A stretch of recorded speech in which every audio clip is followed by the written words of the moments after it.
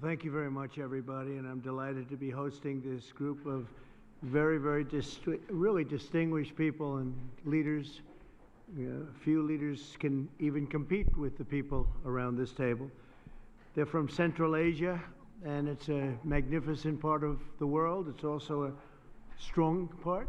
It's a tough part, and there's nobody tougher or smarter than the people we have gathered tonight. I'd like to thank Vice President J.D. Vance and Secretary Rubio, Secretary Bessent, Special Envoy Steve Witkoff, Ambassador Sergio Gore, going to India very shortly. Congratulations, Sergio. And Rick Grinnell, who's always done a fantastic job. Thank you, Rick, very much. And Senators Jim Risch and Steve Daines for being here. We have some other people coming in a little while, very distinguished people. I've just completed a series of outstanding bilateral meetings with these leaders in the Oval Office to discuss our ties with this very important part of the universe. We're strengthening our economic partnerships, improving our security cooperation, and expanding our overall bonds. A tremendous amounts of trade was done just in the last little while. Lots of great products, military products and otherwise, are being bought from the United States. We make the best military equipment by far in the world, and they understood it, really have understood it for a while, ever since I've been in office, where we rebuilt completely our military. I want to thank all of the leaders for being here and for their dedication to a strong relationship with the USA. The nations of Central Asia, known as the C5, sit at the historical and geographic crossroads of the world. These nations were once home to the ancient Silk Road connecting east and west. Great history, tremendous, beautiful history. Today, their location in the heart of Eurasia gives them incredible importance and unbelievable potential. Sadly, previous American presidents neglected this region completely. It's an unbelievable region, and by the way, it happens to be an extremely wealthy region, too. But we are fixing that mistake, and I'm committed to making America's partnership with each of these countries stronger than ever before. And I've had a relationship long before this. We've had a great relationship with some of the leaders sitting at the table, and I understand the importance of this region. One of the most important regions. A lot of people don't know that or didn't know that. One of the key items on our agenda is critical minerals. In recent weeks, my administration has strengthened American economic security by forging agreements with allies and friends across the world to broaden our critical mineral supply chains. We had a great relationship and a great meeting with President Xi of China. And we went also, as you know, our new and fantastic Prime Minister of Japan. If you take a look, what we've done is pretty amazing. We were with the President of South Korea. We went to Malaysia and lots of other places and had a lot of meetings while in South Korea.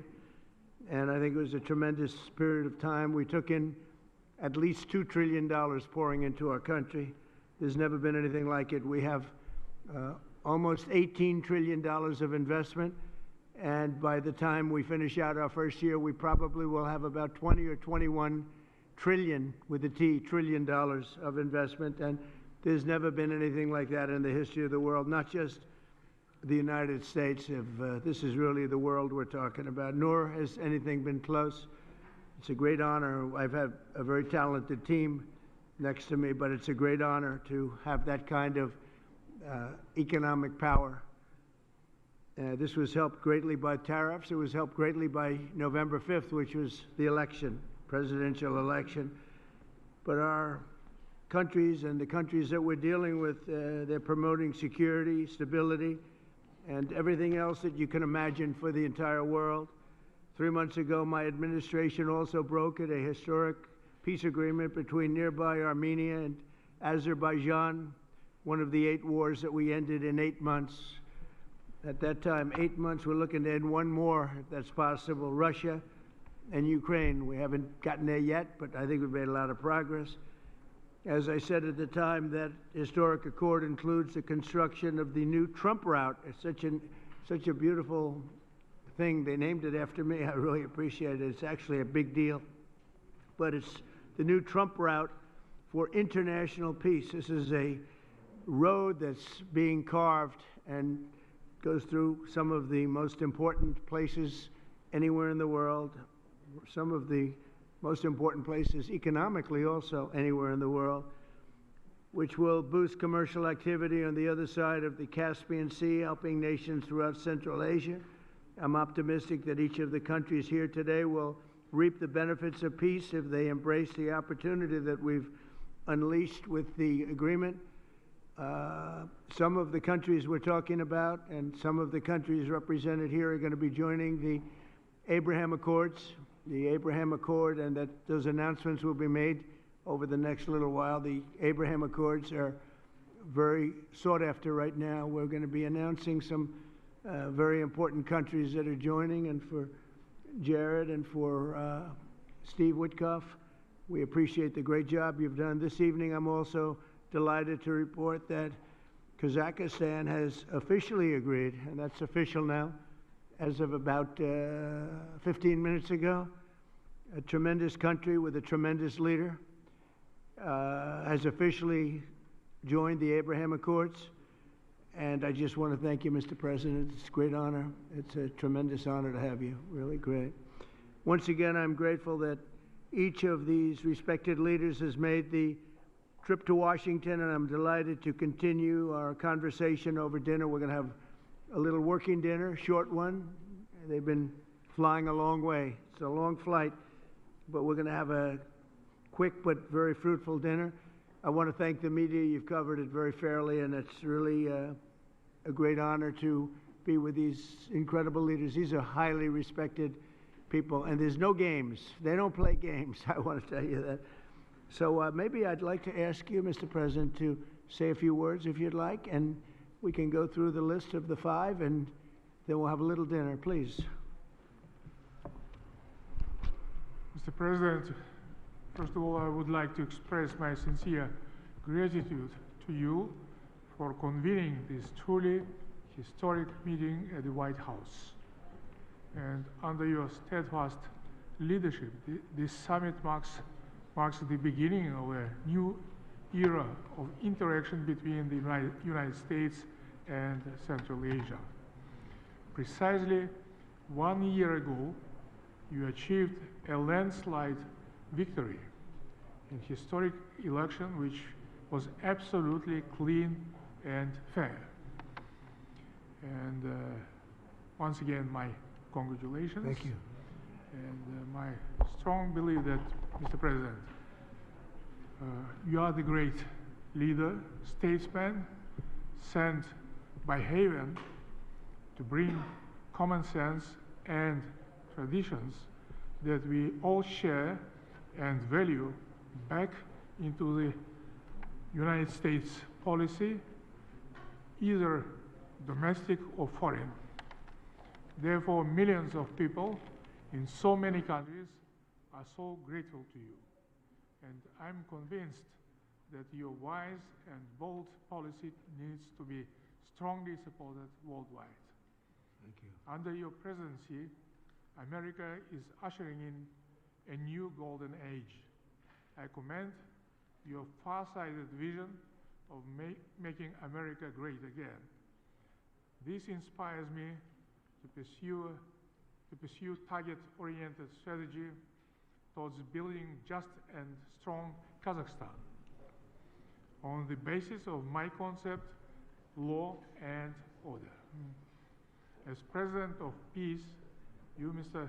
Trump, brought to an end 8 wars just within 8 months.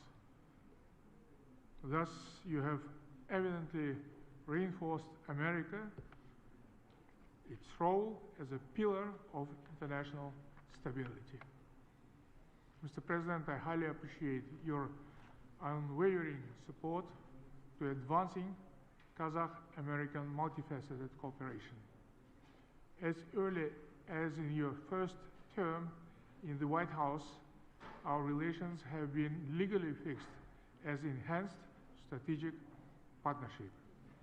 The United States is the largest investor with over $100 billion in our economy as its perpetuum mobile.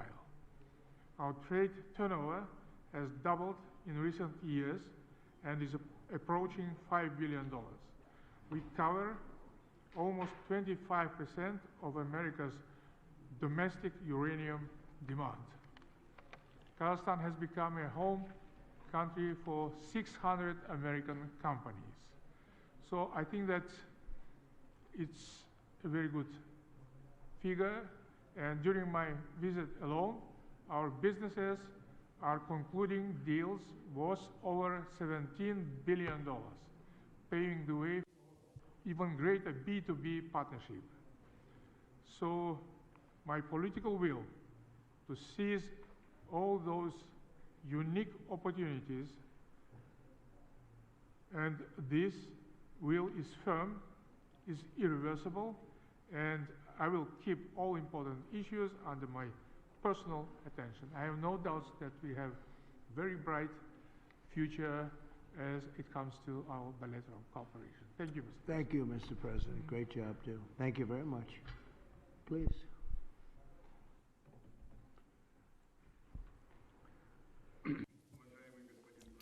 Esteemed Mr. Trump, we highly value your personal contribution to reboot process of C5+1. Before that, none of the presidents of United States of America never treated Central Asia as you do. Me personally and all my colleagues are grateful to you. We've felt your close attention, your attitude, and it means a lot for us. Thank you very much for that. In reality, indeed, I'd like to repeat myself. I've told you that already. In Uzbekistan, we call you the president of the world. You've done a lot. You were able to stop 8 wars, and I'm convinced that the war between Russia and Ukraine can be only stopped by you, and we are very much hopeful for that. Today's summit shows that the United States of America foresees Central Asia as key partner. Together, we develop future which is based on trust and pursuance to creation. I have a number of proposals. We would like to establish a permanent secretariat and place it based on rotations in different countries of Central Asia. Number 2, to establish a coordination council on investments and trade, and to provide for the systemic dialogue between public authorities and companies. We think that the idea to establish a Central Asian investment partnership would be a good idea. So we were able to agree on that in 2020. We are ready to continuously work with the U.S. on establishing communicational and energy projects, transportation, to link Central Asia and Europe, applying and using Trump route. 3-year plan has been established, as I told you already, to implement our investment program for $34 billion. Those are large projects, and we've discussed it with you already, both in New York and today. I've mentioned it to you, so we have strong perspective. Once again, I would like to express my deepest gratitude for all that has been already done. And we will take back a lot of results from this summit. It is a landmarking summit, and your attitude towards all of us means your great support to us to strengthen Central Asia and to strengthen the partnership between Central Asia and the U.S. C5+1 have to become efficient mechanism of our practical partnership. And I propose to host our next summit in 2026 in Samarkand to establish this further. I'm pretty sure that, I'm convinced, Mr. Trump, that under your leadership, it will be a strong partnership. Thank you very much for your attention, and we will be well prepared for the summit in Samarkand. Yeah. Thank you, Mr. President. Please.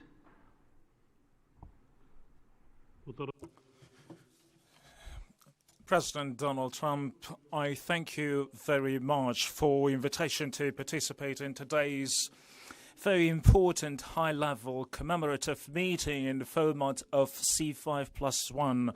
The Central Asian and the United States, you play a remarkable and highly commendable role in ensuring peace and stability in conflict regions around the world, and your peaceful efforts are worthy of praise, and I extend my heartfelt congratulations to you, Mr. President. And today our collaboration, our wide-ranging bilateral cooperation covers different areas: trade, economy, security. As it comes to our security cooperation, we particularly have an excellent cooperation on counterterrorism, fighting extremism and the drug trafficking. Mr. President, over 70 companies with American investment are operating in Tajikistan today, and 93% of my country is mountainous, and we have an abundance of natural resources, particularly water, hydropower, critical minerals and rare earth materials. Tajikistan is a home for 13,000 glaciers, and approximately 60% of Central Asian water resources originate in Tajikistan, and our country is rich in strategically important minerals, including rare earth minerals and critical materials. Tajikistan is a member of both the European Union's Critical Raw Materials Club and the United States Mineral Security Partnership Instrument. And according to the United States Geological Survey, our country ranks the second in the world in terms of antimony production, and is currently the largest producer of metallic antimony, which is the United States so deeply interested in, and we have a brilliant cooperation on this. And last year, antimony accounted for 97% of Tajikistan total exports to the United States. In 2024, Tajikistan produced and exported 17,000 tons of metallic antimony, primarily to the United States. And the activities of ANZOB, joint venture in ANZOB Metallurgical Company in Tajikistan, with American investment by Comsap, American company, exemplify our strong and long-enduring collaboration. However, there are still many opportunities in terms of trade and investment, and we are interested in expanding economic and trade cooperation between our countries. So there is a good opportunity to cooperate in creating new generation of sustainable artificial intelligence data centers. And since we have a brilliant cooperation between our air companies, and since 2008, Tajikistan's Soman Air Company had purchased 8 mid-sized Boeing aircraft with a total volume of $440 million, and this company is expected to receive 2 more modern Boeing 737 MAX 8 aircraft next year, and the total commercial package of Boeing with the Soman Air exceeds $3 billion. And American companies, so we have excellent cooperation with American companies over the last 20 years, and the American companies, they're particularly interested in antimony and many rare earth minerals, which Tajikistan has abundant resources, and Tajikistan, among the Central Asian countries, has a very rich, boundless potential and resources in critical minerals, and we are very keen to continue closely our cooperation on security items, which we are so concerned for so far, and I wish you every bit of luck and to your endeavors as a president of peace. Please.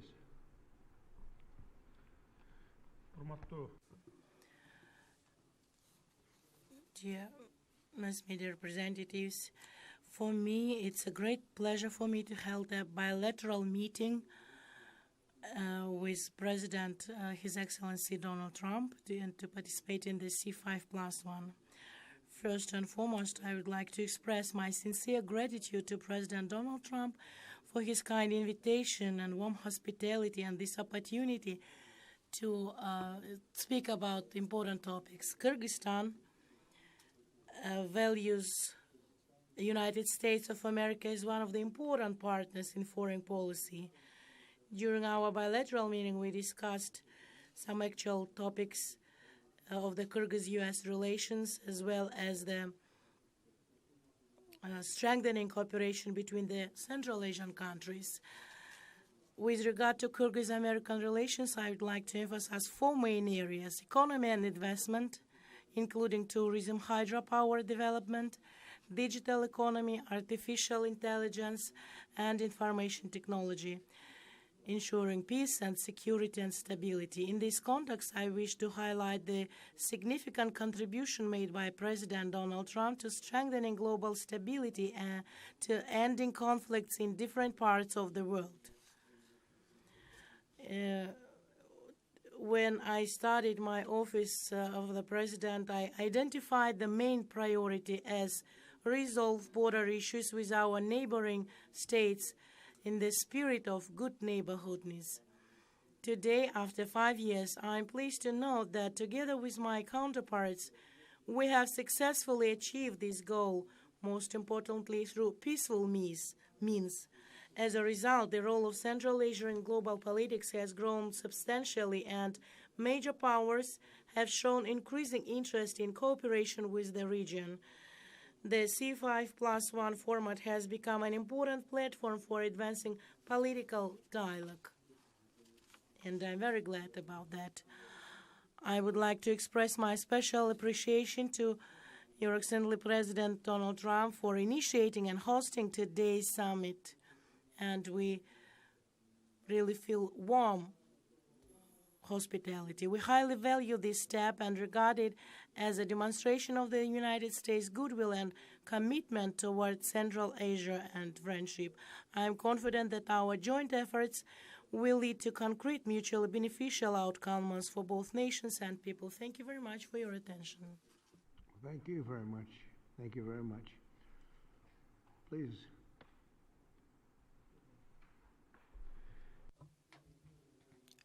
I thank you, Mr. President. First of all, I would like to express my deep gratitude, Mr. President, for the invitation to attend this C5 Central Asia plus US Summit. We consider that we recognize the good results that made since the development of this format, and of course we expand the cooperation in such strategically important areas as security, economy, energy, and environment. We believe that the results of this summit will lead us to further expansion of multi-phase cooperation between Central Asia and the United States of America. I do appreciate, Mr. President, for your warm hospitality. I do appreciate. Thank you very much, and thank everybody. We'll have a little more to discuss, but a lot of progress has been made today, and it's a great honor to have you with us in the United States of America. Thank you. And to the media, maybe a couple of questions, ideally on this topic, please. Please. Kazakhstan and the US have signed over $17 billion in new deals in aviation, minerals, in digital technology. In your view, which area of this partnership matters most? And second question, President Trump, when can we report that you will be the first US president to visit Kazakhstan? When will you be our guest? I think it's very possible that we'll do that. And I think all of those are very important items when you think of it, right? It's, you never know from year to year. One becomes more important than the other, but they're all important, and your country has great natural resources and a great president. Very great president. Thank you. Okay, thank you very much. Yes, please. Vanik amendments. We are just expecting. What? Say it again. Jackson-Vanik amendment. Oh, go ahead. Yeah, go ahead. Well, thank you, Mr. President. Look, Jackson-Vanik is overdue to be repealed. With the help of the president, with working with the president, we are going to get that repealed in the very near future. Thank you, Mr. Okay, thank you very much. Yes, please. On this topic, Kazakhstan already has diplomatic relations with Israel. Can you talk about the significance of this agreement in terms of what it would signal to the region as Gaza moves toward rebuilding? And on the shutdown, there's been discussion about potentially a deal, but it would involve rehiring the federal workers who were laid off. What's your opinion of that? Well, we're going to see about the shutdown. Look, the shutdown is caused by the Democrats, and we're not going to spend $1 trillion or $1.5 trillion on health care for people that came into our country illegally, many of them from prisons and many of them drug dealers and murderers, 11,888 murderers. We're not doing that, so we'll see about that. We shouldn't, they should have, as they've done always in the past, it should have just been extended. It could have been extended very easily, and it should have been. Yes, please. The Abraham Accords is significant, sir, given that they already have diplomatic relations with Israel, what this agreement is supposed to signal? You want to answer that, please? Yeah, so I think the diplomatic significance is that it gives great momentum to the Abraham Accords. And to recap for those those who are listening who don't appreciate, the Abraham Accords, of course, is the historic agreement struck by the president in the first term to rebuild the alliance structure and the relationships between Israel and a number of the majority Muslim countries in that region of the world. What the president has done is actually signaled that the momentum of the Abraham Accords is alive and well in the second administration. I think it's not just going to be Kazakhstan, but also a number of other countries that join in the months to come. So it's a great signal, a great act of friendship, and a great sign that the Abraham Accords is alive and well. Marco? I think that's the wrong way to analyze it. There's a lot of countries that have diplomatic relations with one another. The Abraham Accords is a partnership. It's an enhanced relationship beyond just diplomatic relations and having embassies in each other's capitals.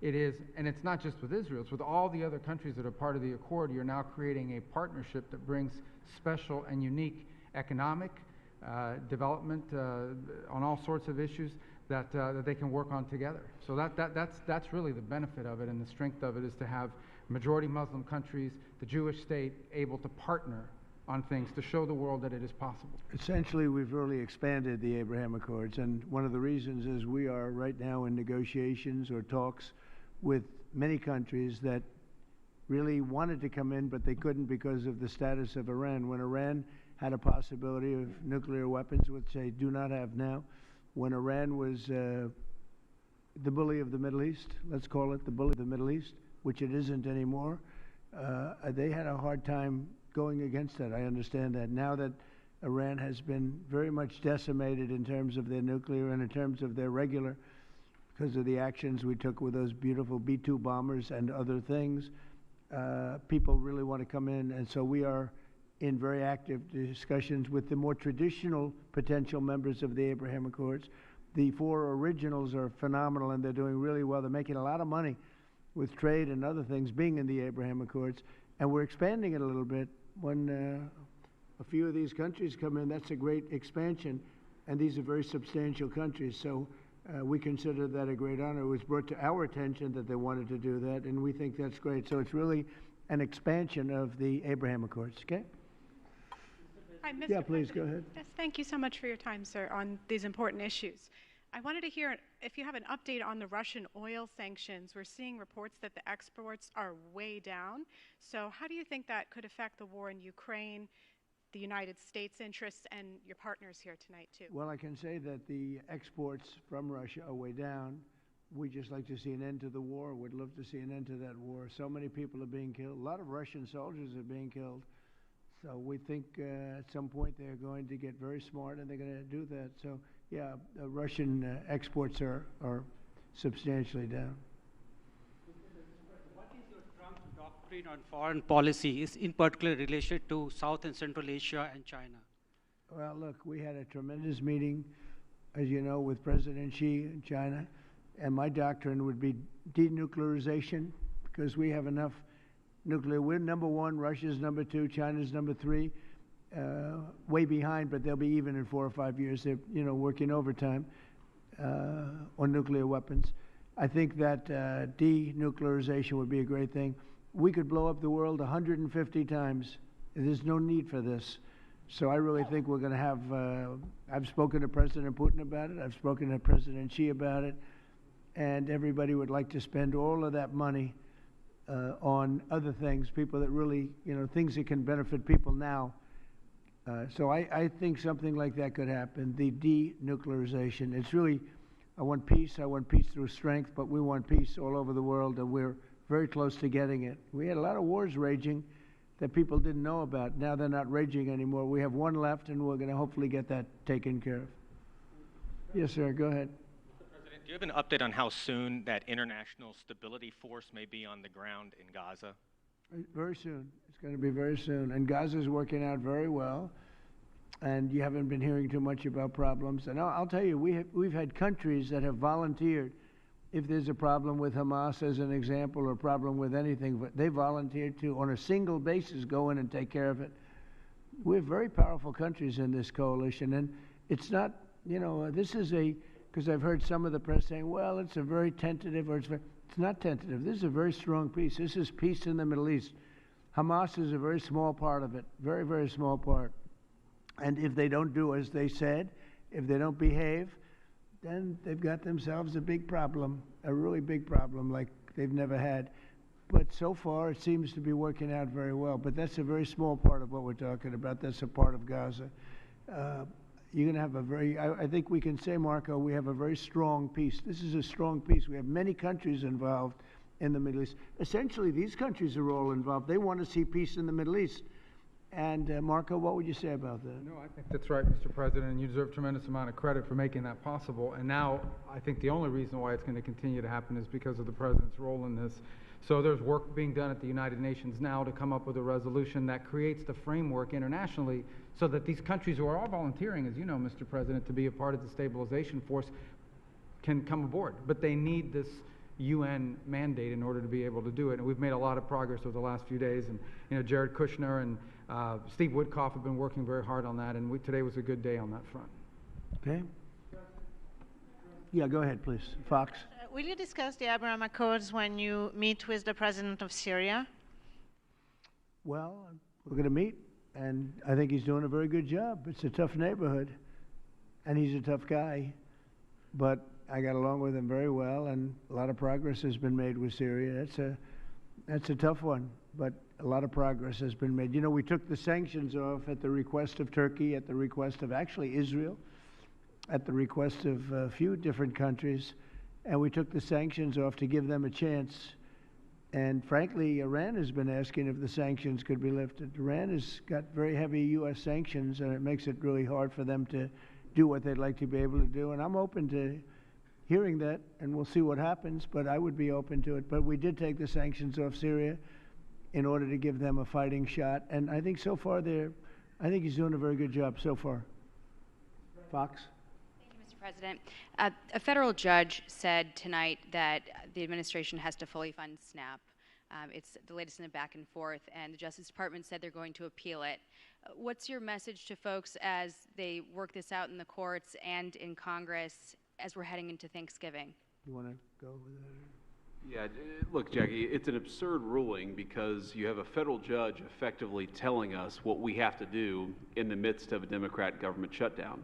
Which what we'd like to do is for the Democrats to open up the government. Of course, then we can fund SNAP, and we can also do a lot of other good things for the American people. But in the midst of a shutdown, we can't have a federal court telling the president how he has to triage the situation. We're trying to keep as much turned on. We're trying to keep as much going as possible. The president and the entire administration are working on that, but we're not going to do it under the orders of a federal judge. We're going to do it according to what we think we have to do to comply with the law, of course, but also to actually make the government work for people in the midst of the Democrat government shutdown. If they would like to end this, we would welcome working with them to end this government shutdown, and then we wouldn't have to triage what we're going to fund and what we're not going to fund. And the last thing that I'll say is the American people are unfortunately about to start suffering some very real consequences because of the shutdown. In the past, when you had a government shutdown, you would have under the Obama administration, they would lean into all of the problems it was going to cause for the American people at the beginning of the shutdown, the president has told us to keep as much going as humanly possible. But after 30 days of this thing, 40 days of this thing, you're going to start seeing very real travel delays. That's because the Democrat government shut down. You're going to start seeing SNAP benefits run out. That's because the Democrat government shut down. They should stop this charade and open up the government. That's what we want them to do. We've been asking them to do it for 40 days. It's time. And you know, one other thing, our country has to remain very liquid because problems, catastrophes, wars, could be anything. We have to remain liquid. We can't give everything away based on a number. Here's an example. When I was president, the number that you're talking about was a tiny fraction of what it is now. Biden went totally crazy, gave it to anybody that would ask, gave it to people that were able-bodied, had no problem. Anybody that would ask, we get the number. And it's many times the number of people are on. That wasn't meant for that. It was meant for people that had real problems, in many cases people that were down and out, people that could be saved. It wasn't meant for people that could do whatever they want, the people that say, well, I don't think I'll work, I'll just, collect this money. Take a look at the number of what it was during my administration and what it was during the Biden administration. It went up many, many times my first term. One other thing, a number came out today that was amazing. Walmart. I trust Walmart. Arkansas, great place, Arkansas, great company, Walmart. They announced today, after many years, they do this every year for many years, that Thanksgiving for the United States of America under Donald Trump as president is 25% less for Thanksgiving meal with all the trimmings than it was under Sleepy Joe Biden's administration. So we talk about affordability. I think that's the best chart. That's better than a poll. That's better than anything I can think of. So Walmart, which everybody trusts, and I trust, and everybody trusts Walmart, they're not looking to do anything except give the numbers. And they have for many years. They talk about the cost of Thanksgiving and the cost of living through Thanksgiving and enjoying Thanksgiving. For Joe Biden, it was 25% more than it is for me. At a later time, our energy costs are way down. Our groceries are way down. Everything is way down. And the press doesn't report it. The press reports whatever the con people say. I call the Democrats con men and women. They make up numbers. But when you look at 25% reduction in costs for Thanksgiving between Biden and me, meaning this administration, that's a tremendous number. It's the biggest reduction in cost in the history of that chart or whatever it is they do. They do a synopsis of everything. They cover every element of Thanksgiving meals, 25% down. So I don't want to hear about the affordability because right now we're much less. If you look at energy, we're getting close to $2 a gallon gasoline. With Biden, it was $4.50, $5. Another thing, inflation. We had the worst inflation in the history of our country. Now we have virtually no inflation at all. It's down at a very low number and a very normal number. So the affordability is much better with the Republicans. The only problem is the Republicans don't talk about it. And Republicans should start talking about it and use their heads because we have great numbers. We have and they're going to only get better when all these jobs open up, all these factories open up that are being built all over our country. We are building auto plants. We're building AI plants. We're leading in AI over China and everybody else. When all of these plants start opening, we're going to have a revolution, a positive revolution, economic revolution like never before. Thank you very much, everybody. Thank you.